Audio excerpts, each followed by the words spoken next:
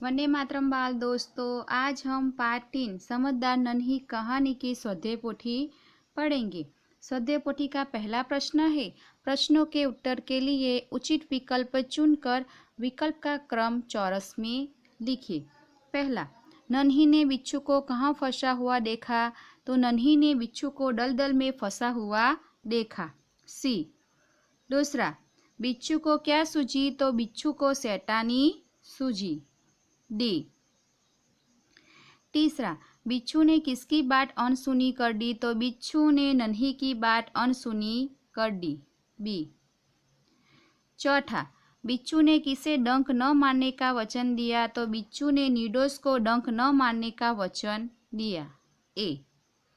प्रश्न 2, कोष्टक में से उचित शब्द चुनकर रिक्त स्थानों की पूर्ति कीजिए। पहला, बिच्छू ने कहा डंक मारना मेरा स्वभाव है। दूसरा, माँ बिच्छू को दलदल से बचाने में देर हो गई। तीसरा, मौत सामने देखकर बिच्छू को नन्ही की याद आ गई। चौथा, नन्ही ने बिच्छू को दोबारा जीवन दान दिया। प्रश्न 3, निम्नलिखित विधान के सामने सही और गलत विधान के सामने गलत का चिन्ह कीजिए। पहला, नन्ही बतख ने बिच्छू को दलदल में फंसा देखा। सही। दूसरा, बिच्छू का स्वभाव सबकी भलाई करने का है। गलत। तीसरा, नन्ही ने बिच्छू को दोबारा जीवन दान दिया। सही। चौथा, बिच्छू का काम सबको मदद करने का है। गलत। प्रश्न नंबर 4, निम्नलिखित शब्दों के समानार्थी शब्द लिखिए। मुसीबत यानी संकट, थिरकना यानी नाचना, प्रसन्न यानी खुश, स्थान तो जगह, पानी तो जल, नदी यानी सरिता। प्रश्न नंबर 5, निम्नलिखित शब्दों के विरोधार्थी शब्द यानी कि विलोम शब्द लिखिए। पहला, अच्छा तो बुरा, गुलाम मालिक, जन्म मृत्यु, पास दूर, भलाई बुराई, छोटा बड़ा। आगे का प्रश्न 6, निम्नलिखित शब्दों को शब्दों के कोश के क्रम में लिखिए। तो पहला आएगा कमल, दूसरा डंक, नदी और शैतानी। प्रश्न नंबर 7, निम्नलिखित घटनाओं को उनके सही क्रम में लिखिए। तो पहला आएगा नन्ही बिच्छू की आवाज़ सुनकर दौड़ती आ गई। दूसरा, नन्ही ने बिच्छू को दलदल से निकालकर सूखे स्थान पर रख दिया। तीसरा, बिच्छू ने नन्ही को डंक मारा। चौथा, नन्ही अपनी माँ के पास चली गई। प्रश्न नंबर 8, निम्नलिखित वाक्यों में उचित विराम चिन्ह का प्रयोग करके वाक्य फिर से लिखिए। तो पहला, क्यों भाई तुमने मुझे डंक क्यों मारा? तो डबल अवतरण चिन्ह में क्यों भाई, अल्प विराम, तुमने मुझे डंक क्यों मारा, प्रश्न चिन्ह, डबल अवतरण पूर्व। दूसरा, भलाई करना मेरा स्वभाव है, डबल अवतरण चिन्ह में भलाई करना मेरा स्वभाव है, पूर्ण विराम, डबल अवतरण चिन्ह पूर्व। तीसरा, बहन मुझे बचा लो, डबल अवतरण चिन्ह में अल्प विराम, मुझे बचा लो, पूर्ण विराम, डबल अवतरण चिन्ह पूर्व। चौथा, बिच्छू भाई ठिठक क्यों गए, डंक मारो, डबल अवतरण चिन्ह में बिच्छू भाई, अल्प विराम, ठिठक क्यों गए, प्रश्नार्थ चिन्ह, डंक मारो, पूर्ण विराम, डबल अवतरण चिन्ह पूर्व। प्रश्न नंबर 9, नीचे दिए गए वर्णों से 5-5 शब्द बनाइए। पहला दिया गया है भ से भारत, भवन, भलाई, भगवान और भगत। वैसे ही र से राम, रजनी, राह, रेत और रेशम। दूसरा, ट से तलवार, तारे, तलाश, त्योहार और तीखा। तीसरा, न से नकल, नक्शा, नतीजा, नया और नूर। म से मोर, मनुष्य, मेघ, महात्मा और मिर्च। व से वन, विजय, वार, वध और वादा। प्रश्न नंबर 10, निम्नलिखित वाक्य कौन किससे कहता है वह लिखिए। तो माँ ने उसकी गंदी आदत छुड़ाकर रहूंगी, नन्ही अपनी माँ से कहा। प्रश्न 2, क्या करूँ, डंक मारना मेरा स्वभाव है, यह वाक्य बिच्छू ने नन्ही से कहा। तीसरा, भलाई करना मेरा स्वभाव है, यह वाक्य नन्ही ने बिच्छू से कहा। चौथा, मैंने सदा तुम्हारे साथ विश्वासघात किया, बिच्छू ने नन्ही से कहा। प्रश्न नंबर 11, निम्नलिखित वाक्यों में से सर्वनाम शब्द ढूंढकर उन्हें रेखांकित कीजिए। तो पहला है चलो हम स्कूल चले, तो क्या आएगा, हम। दूसरा, दाल में कुछ पड़ा हुआ है, तो कुछ। तीसरा, उसे तो बस हंसना आता है, तो उसे।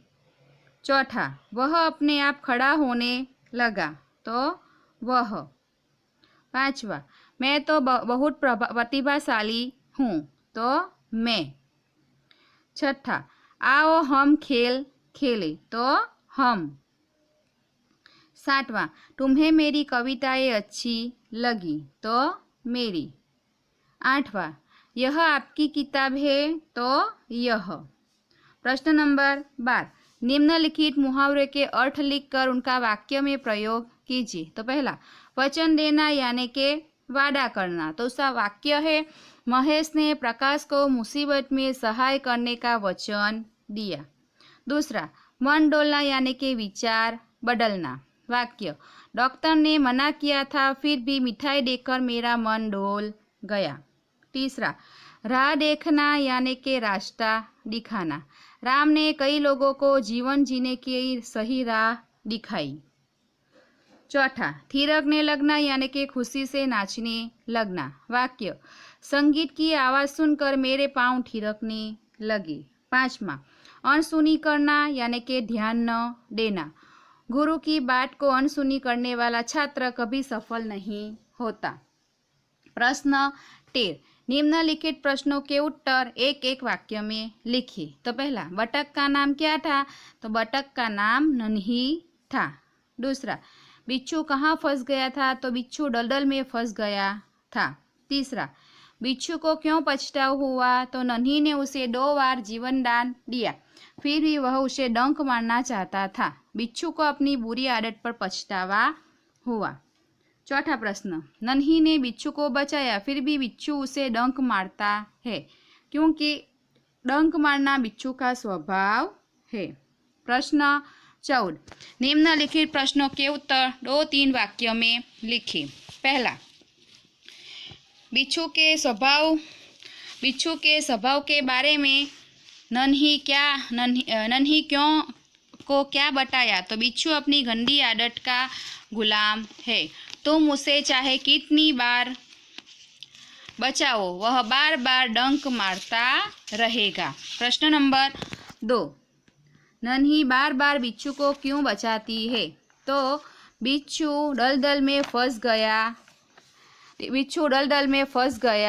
था, बिच्छू ने नन्ही से प्रार्थना की कि बहन मुझे बचा लो, नन्ही को उस पर दया आ गई, इसलिए नन्ही ने बिच्छू को बचाया।